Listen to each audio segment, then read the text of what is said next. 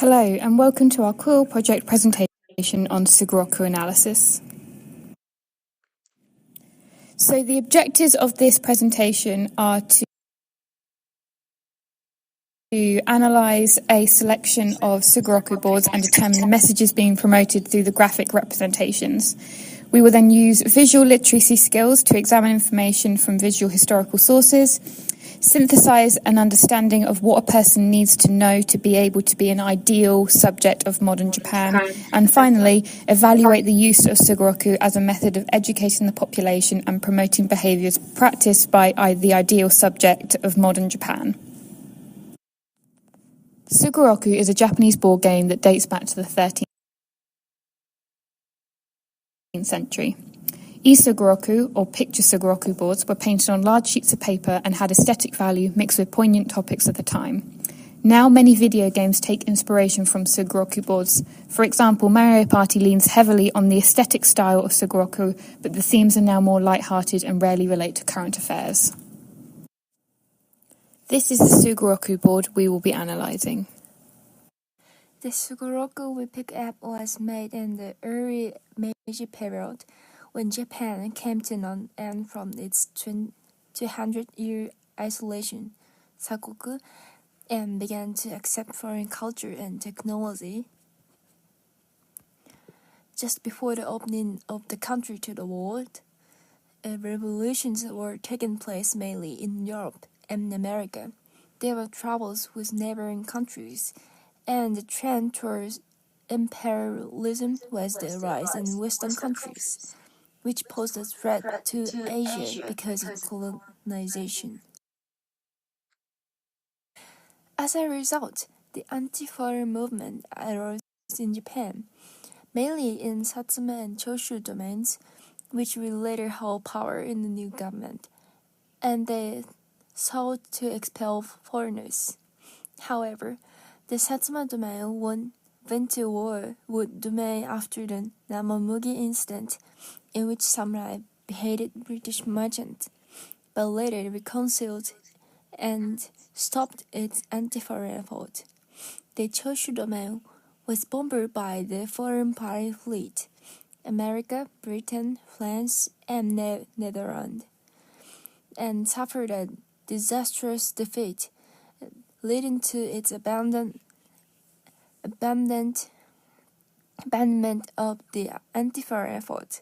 These two domains later overthrew the shogunate and became the core of new government, which led to the abundance of westernization in the Meiji period.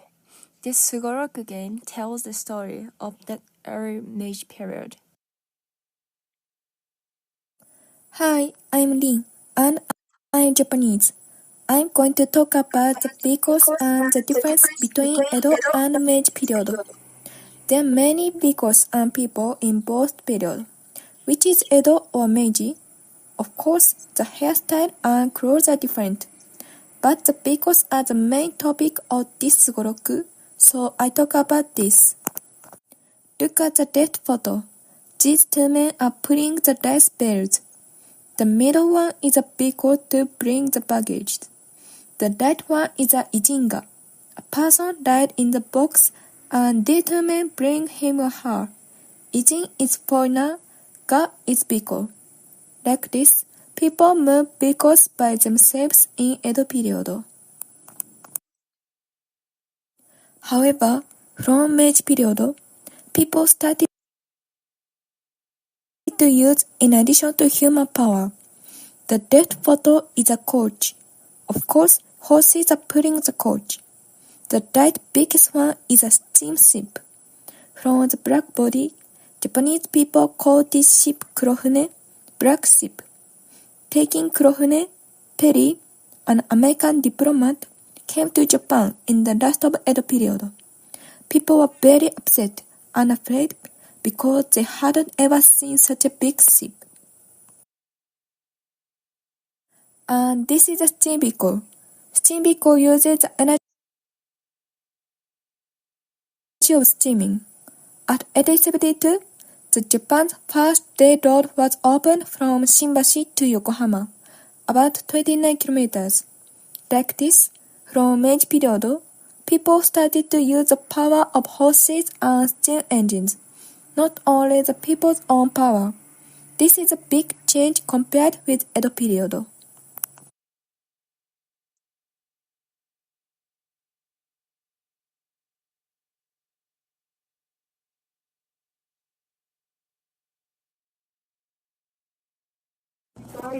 Regarding the colors of the board, it is thoughtfully designed with red and green as its main base. The colors were not chosen at random, and they happen to carry cultural and symbolic meaning. They also add to the player's experience as they progress through the game board. Red, or aka in Japanese, happens to symbolize life and energy. On the board, red is used to draw attention to key elements.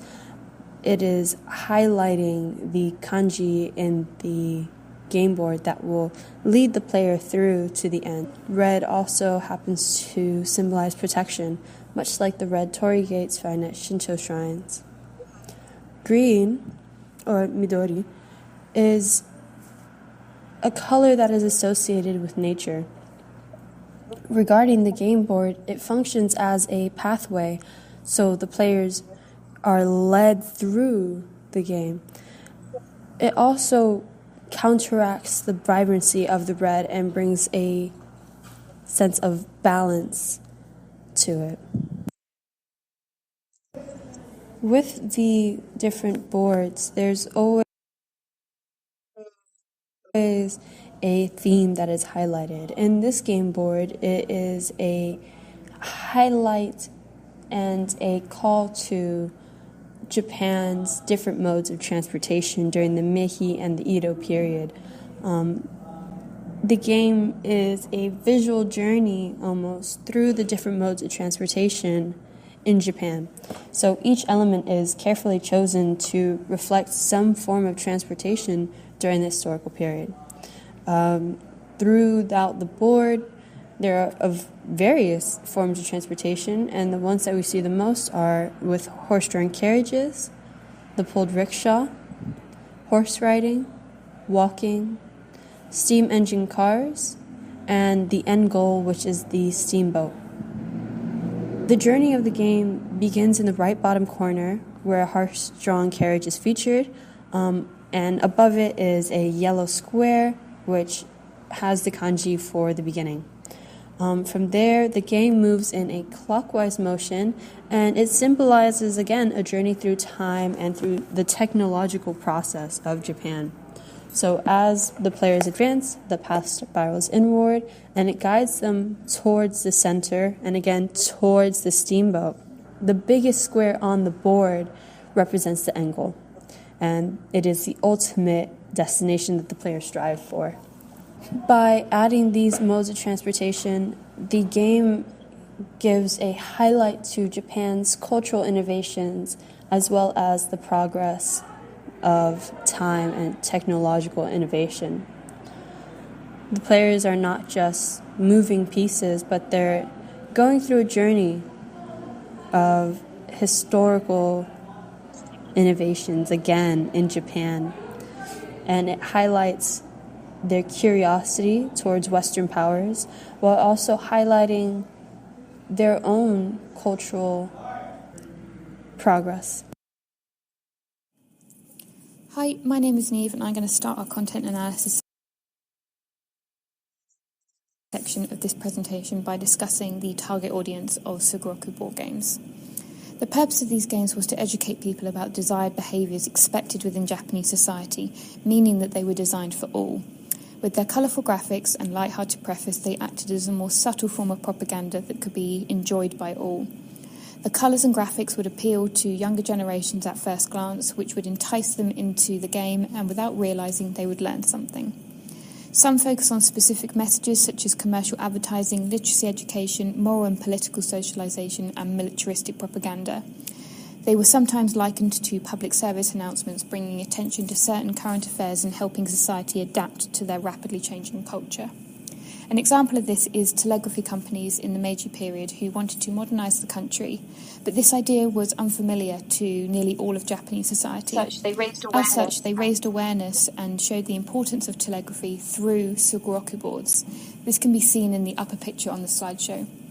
The integration of pictures allowed companies to leverage the popularity of the game and to inform and educate the whole of the Japanese society. And this was the beauty of Sugoroku board games. They could be accessed and played by all. They were cheap to produce and widely distributed, making them a rare form of public information that was not affected by social barriers. Whether you were rich, poor, male, female, old, young, educated or not, these board games were easily accessible. As for each group, the messages were the same, teaching people about how to be a Japanese citizen in a time where people struggled to define themselves. Due to their wide reach, they portrayed uniform ideals of what it meant to be a Japanese person, and I believe this unified the nation as it highlighted shared topics, cultures and ideals that all Japanese people possess and brought them to the forefront of people's sense of nationhood. Sugoroku boards were a man-made construct of Japanese identity, which is unique in the world. Perhaps this neglected personal, uninfluenced sense of Japanese identity as the external influences were so strong. Despite these important messages, however, the main aim of these games was to be enjoyable for all to play. In this section, I will be discussing the goal of Sugoroku. The main goal of Sugoroku is to advance through the board and be the first person to reach the endpoint. Players follow the path indicated by rectangular sections with red text from start to finish, advancing based on dice rolls. In this regard, it could be compared to snakes and ladders. The illustrations found in the squares correspond to scenarios or events, some of which may help or hinder a player's progress, depending on the rules. For example, on this board, some spaces might cause you to skip a couple squares by boarding a train, or fall back a couple squares if encountering an accident. These help to create an element of unpredictability and excitement to the game. All players start in the same square, indicated by the kanji.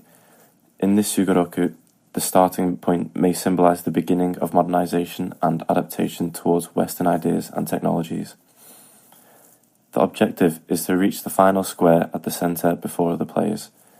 In this case, arriving at the final destination may potentially symbolize a success in adopting and developing westernized transport or technology advances. This type of Sugoroku board was aimed more towards children and younger people. Given the target audience, it could be suggested that the aim of this board was to promote and teach the younger generations about the technical and industrial advancements that Japan was making during the transition from the Edo period to the Meiji period, and about the different influences that Western society was having on the Japanese culture during this time. Based on the structure and visuals of this Sugoroku board, the player's objective is likely to reach the end of the path first, while navigating through challenges depicted in the illustrations. Players must advance through the track, starting from the beginning and progressing towards the finish, which is represented by the steamship near the center. An example of what the player must do in order to win the game is to utilize modern innovations. Spaces showing advanced technology, like the steamship or locomotive, might offer a reward. It is possible that players landing here could, for example, move forward extra spaces, symbolizing the efficiency and speed of these modern modes of transportation. Now please allow me to explain what the educational message of the game might be. The message the board game conveys goes simply beyond entertaining its players. It serves as a tool to showcase the contrast between the Edo and Meiji period. It highlights Japan's rapid transformation and provides insight into the country's evolving attitudes towards foreigners and Western influence. The Sugoroku board is from the late 1800s, during Japan's Meiji era, a period of rapid modernization and Western influence. By featuring new modes of transportation, such as steam locomotives, steamships, and hot air balloons, alongside traditional carts and rickshaws, the game highlights Japan's transition from a feudal society to a modern industrialized one. Players might learn to appreciate the power and efficiency of Western-inspired innovations. This game also acted as a tool to promote national identity and a sense of pride in modernization.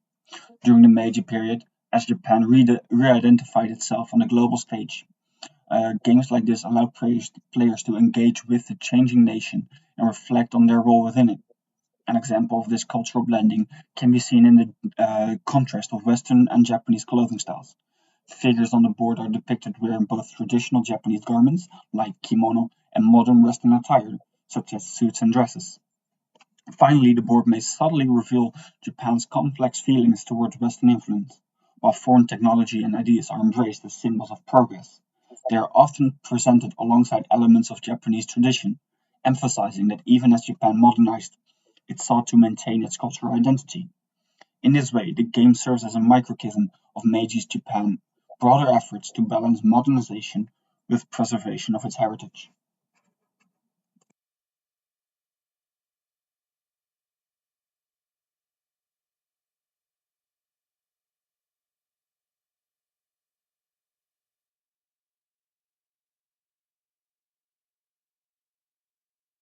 Discuss the historical context of the board. Now let's discuss the historical context on the board.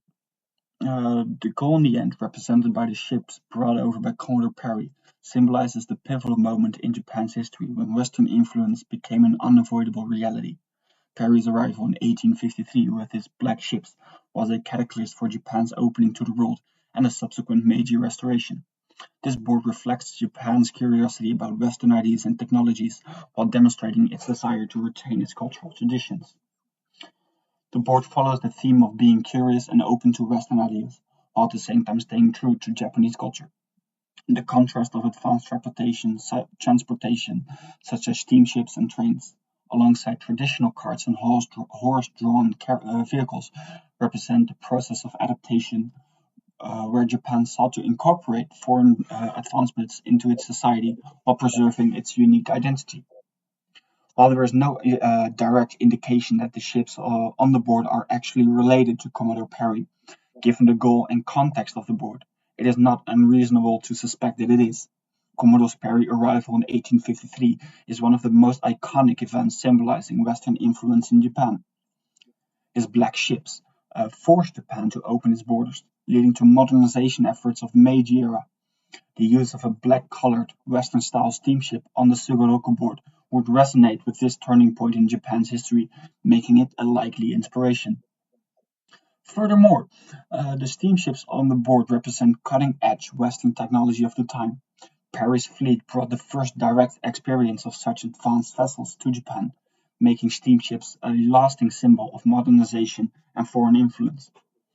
Moreover, the ship occupies a prominent position on the center of the board, suggesting its importance as a goal or milestone.